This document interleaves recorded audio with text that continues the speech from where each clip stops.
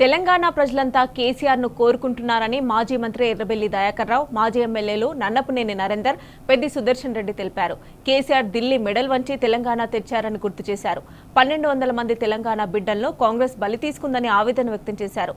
త్వరలోనే కేసీఆర్ ప్రజల మధ్యకి వస్తున్నారన్న నేతలు 420 హామీలతో మోసం చేసిన కాంగ్రెస్ ప్రభుత్వాన్ని చీల్చి చెండాడుతారని హెచ్చరించారు. వరంగల్లో నన్నపనేని నరేందర్ ఆధ్వర్యంలో నిర్వహించిన దీక్షా దివస్ కార్యక్రమంలో జిల్లా ఇన్ఛార్జ్ ముత్తిరెడ్డి యాదగిరెడ్డి, మాజీ ఎమ్మెల్యే చెల్ల ధర్మారెడ్డి, ఇతర నేతలు పాల్గొన్నారు. కేసీఆర్ భారీ చిత్రపటానికి వినూత్న రీతిలో పాలాభిషేకం చేశారు. జై కేసీఆర్, జై తెలంగాణ నినాదాలతో హోరెత్తించారు.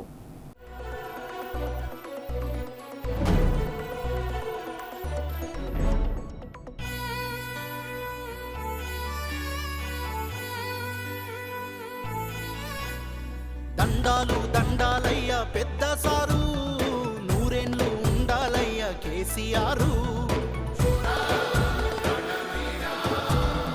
మా కలలను పండించారు అయ్యా మీరు, 1000 ఏళ్ళు వర్ధిల్లయ్య కేసీఆర్.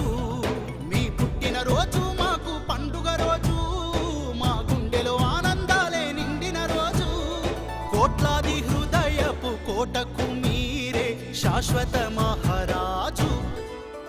మహాశయ మహోదయ చంద్రశేఖర, నిశీధిలో ఉషోదయ.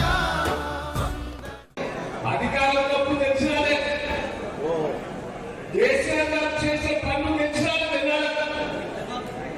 ఆశపడ్డారు 2 రూపాయల పెన్షన్ 4,000 తర్వాత అబ్బా కేసీఆర్ 200 చేసి 400 చేసి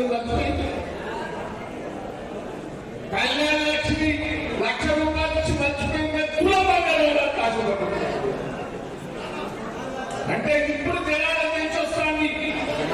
కేసీఆర్ గారు మాట్లాడప్పుడు మనం మంచితో తెలవాలంటే ఒక్కసారి దృష్టి తీసుకోవాలి.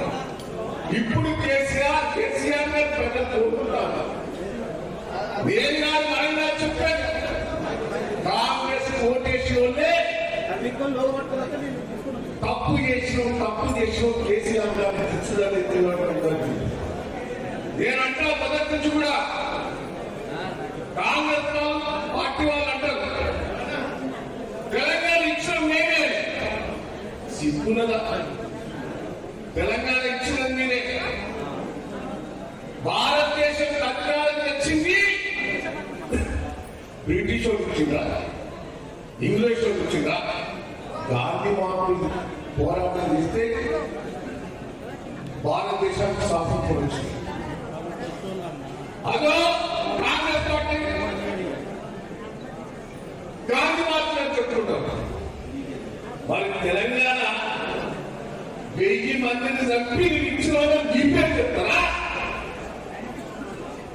ఇలా తెలంగాణ గాంధీ కేసీఆర్ గారిని మనం గుర్తుపెట్టుకోవాలని సందర్భంగా కేసీఆర్ గారు అతి త్వరలో ఈ ఉద్యమం ఉవ్వెత్తున ఏ విధంగా లేచిందో, ఈ పైశాచిక ప్రభుత్వం ఏదైతే నష్టం చేస్తుందో దాని విషయంలో బయటకు వెళ్తాడు.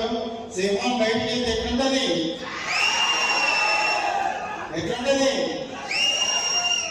అట్లా సింహం బయటకు వెళ్ళిందంటే ఇట్లాంటి తోడేళ్ళన్నీ కూడా చాలా పారిపోతాయి.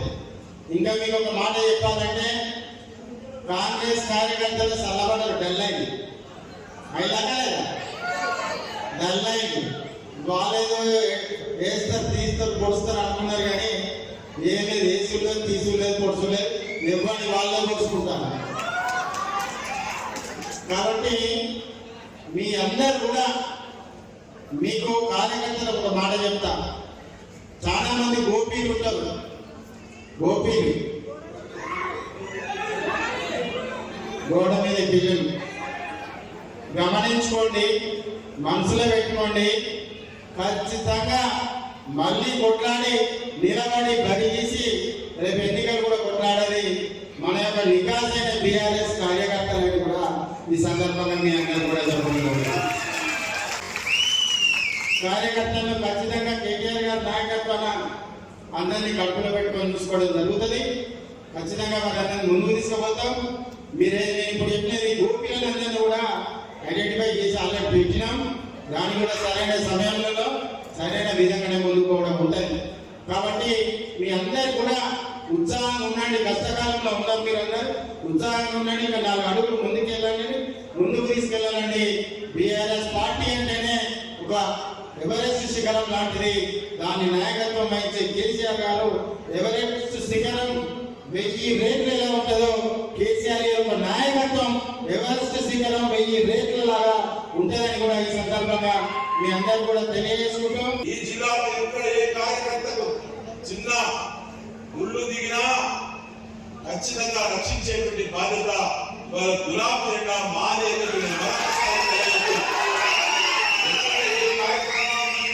ఇబ్బంది జరిగినా ఏ మండలంలో జరిగినా ఇలా దయాకర్రావు గారు కానీ, నరేందర్ కానీ, ధర్మారెడ్డి గారు కానీ, నేను కానీ ఖచ్చితంగా ఇలా బంగారపేటకి ఇన్ఛార్జ్ లేదని మనకు కాస్త ఇబ్బంది ఉన్నారు. మేము అందరం బాధ్యత వహిస్తాం. అందరం కలిసి కొట్లాడి కార్యకర్తలను కాపాడతాం.